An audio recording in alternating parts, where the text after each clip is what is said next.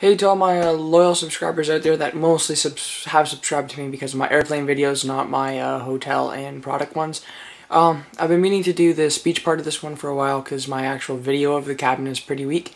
I was coming back from Italy, Rome, on Air Transat Club Class.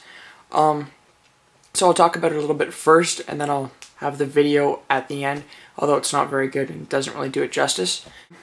Priority check-in. I use that on the way back. It's very efficient. It's no different than any other first or business class product, regardless of the carrier.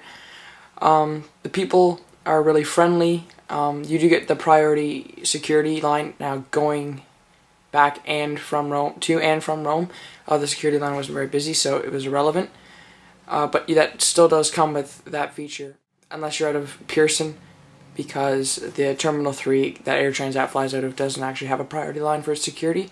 It's still a little old.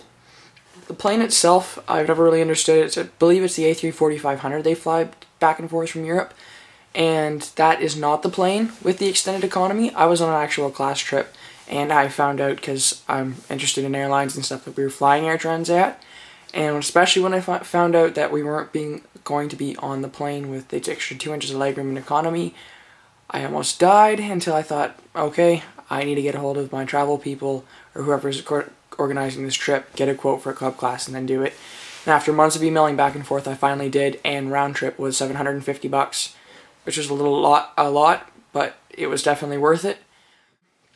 As far as the cabin goes, on the way down I had a bulkhead seat, which was kind of limiting my legroom, but I definitely appreciate the extra seat width. But you know, and using entertainment and stuff, it doesn't, well, they do show movies, but I had my iPad, so time flew fast then. On the way there, I had a chicken and pasta dish, I believe. The chicken was pretty bland, and as was the pasta, but it was still a warm meal, and it was exceeded my expectations. For Air Transat, they offered a red and a white wine, complimentary. It came with a little Air Transat kit, which I don't have anymore, but that included a toothbrush, their socks. Their socks were actually quite nice. Blow-up neck pillow, earplugs, and an eye mask. So that was nice too. The flight attendants, very, very nice. Nicer probably than I would probably rank out of all my experiences. JAL first, then US Airways, then probably Club Transat. I had to get something out of my bag, and they said, no, take your time, don't worry about it. And so they were really great all the time. Please and thank yous.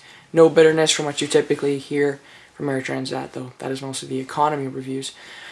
So getting off the plane, you get priority. Of course, you're off the plane first. And as my other people on the trip, I asked them kind of out of curiosity how their flight was, and they said it was absolutely terrible. It was so cramped, it was smelly, the food was bad. They got some mystery meat kind of stuff. And apparently on one aisle, the flight attendant was okay, but on the other one, she was never there. She wasn't very courteous. She was mean, disrespectful, and no one coming down had a pleasant experience except maybe the one person that slept all the way through.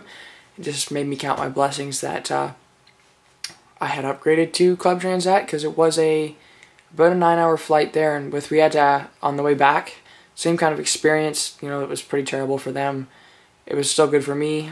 Flight attendants were courteous again and whatnot. But we had to do a stop over Montreal on the way back to Toronto due to tailwinds, and we were going to run out of fuel, so we had to stop, refuel, and we were probably on the ground for about 25 minutes there. And even more reason, you can see the entire economy class in the back through the curtains just stand up and try to get out into the aisles as fast as they could. So overall, for the money I paid, it was probably the best travel experience I've ever had. I mean, it didn't touch JAL really that close with food or service or in-flight amenities and whatnot, but I paid $14,500 for that flight round trip, and I know that's a lot further, but it was only probably about 3 times the time, but almost 20 times the cost. And the food, as compared to Air Canada, probably about the same, which doesn't say much because Air Canada is known for having bad food. But For the $750, or I hear that if you maybe book it with them or get the right fares, or you're flying to the Caribbean and back, you can do it for $200 or $250. So for anyone, it doesn't matter, regardless of your financial situation. Even if you're taking the $600 per person, taxes included, round trip fare to Cancun, and you just don't have a limit, you've been saving for 3 years, you have a limited budget. If it's only another $200 per person to upgrade, just tell yourself to do it because it's worth it. On the way back, I had 2F, which was one of the aisle seats. You either want 2D or 2F because there's no other seat ahead of you. It kind of goes into the aisle a bit and just stick your feet right out. There's like as much leg room as, say, Emirates or Singapore. The only problem is that you're sharing two. Everyone wants to put, it's a 2-3-2 configuration in the second and third rows, so if everybody in your little 3-seater wants to put their bags underneath, you have to kind of share 2 seats between 3 bags, which is kind of a pain. But the bathroom, I asked all my friends as well, sorry to keep going back and forth, but most of them didn't bother to use the bathroom because the lines were so long, because there's about 2 bathrooms per 220 people, and on the right plane you'll have 2 bathrooms per 19 or 20 people in club class. So using the bathroom's no problem, whereas in economy it's absolutely horrific. I would never fly Air Transat economy. I'd rather take a boat if I could. So I guess that's pretty much all I have to say. I think I touched on everything. Oh, I know I have another video review if you want to check it out, of the Plaza Premium Lounge in Toronto, the international one. Yeah, I think it cost me about $27, because I think Air Transat will actually help subsidize that. If you go on their website and you go to lounges, it'll be like, oh, we're happy to help subsidize the Plaza Premium Lounge. The food there was really good. It's actually been better than most of the airport lounges I've been in. And it's a nice facility. It's quiet, and I would definitely check that out. So I guess I'll just show you the video. It's really dark in the cabin. This is when we've been landing at Montreal.